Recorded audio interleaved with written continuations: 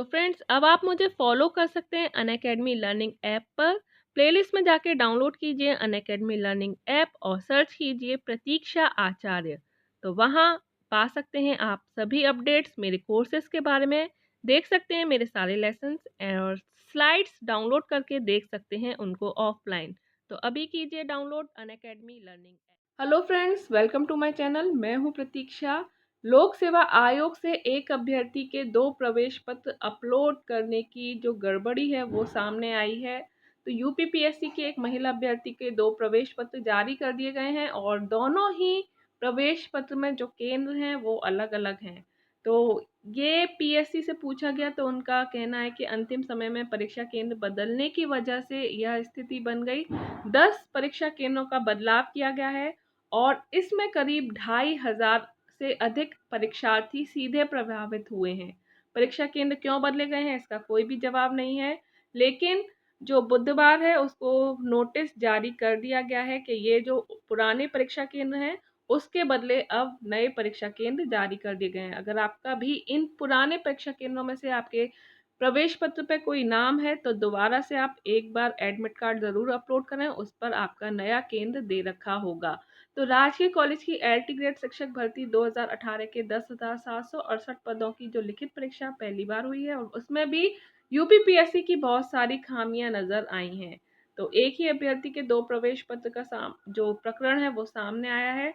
अगर आपका केंद्र इन पुराने 10 केंद्रों में से है तो आप अब नए केंद्र पर जाएं, वहां पर ही परीक्षा दें। तो ये जो 10 केंद्र हैं वो आपको शो करने जा रही हूँ कि ये 10 केंद्र कौन कौन से हैं। तो आप स्क्रीन पर देख सकते हैं विज्ञप्ति जारी कर दी गई है लोक सेवा आयोग के द्वारा और आयोग के विज्ञापन संख्या A1E1 2018 दिनांक 15/3/2018 के अंतर्गत विज्ञापित सहायक अध्यापक प्रशिक्षित स्नातक श्रेणी पुरुष महिला शाखा परीक्षा 2018 जो दिनांक 29/7/18 को उत्तर प्रदेश के विभिन्न 39 जिलों में आयोजित होनी है से संबंधित कतिपय परीक्षा केंद्रों के पते में संशोधन निम्न किए गए हैं। अगर आपका कॉलेज इन्हीं में से है तो अब आपका जो नया सेंटर है वहां पर अब आपको जाना है। तो डिस्ट्रिक्ट नेम दे रखे हैं उन्नाव, फैजाबाद, मथुरा, आगरा, उन्नाव, फतेहपुर, लखनऊ, आगरा। इन शहरों के कुछ केंद्रों को बदला गया है।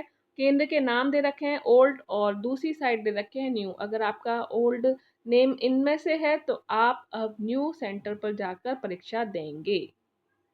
तो आप दोबारा से प्रवेश पत्र डाउनलोड करें और देखें कि हो सकता है कि अब जो केंद्र आएगा उसमें भी बदलाव किया गया होगा।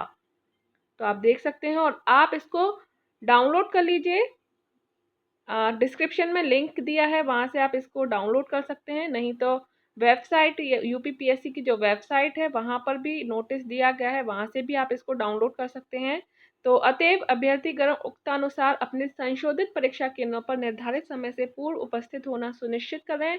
उल्लेखनीय है कि माननीय उच्च न्यायालय के निर्देशानुसार जिन 156 अभ्यर्थियों द्वारा प्रश्नगत परीक्षा हेतु ऑफलाइन आवेदन आयोग को उपलब्ध कराए गए थे, ऐसे अभ्यर्थी औपबंधिक रूप से माध्यमिक उच्च न्यायालय के अंतरिम निर्णय के अधीन परीक्षा में सम्मिलित होने हेतु अपने प्रवेश पत्र 26 जुलाई से आयोग कार्यालय के परीक्षा 6 अनुभाग से कार्यालय अवधि के दौरान 10 बजे से 5 बजे तक प्राप्त कर सकते हैं। उक्त अभ्यर्थियों का परीक्षा केंद्र उत्तर प्रदेश लोक सेवा आयोग परीक्षा भवन इलाहाबाद होगा। अगर आपने ऑफलाइन फॉर्म जमा किए थे तो आपका जो परीक्षा केंद्र है वो इलाहाबाद है।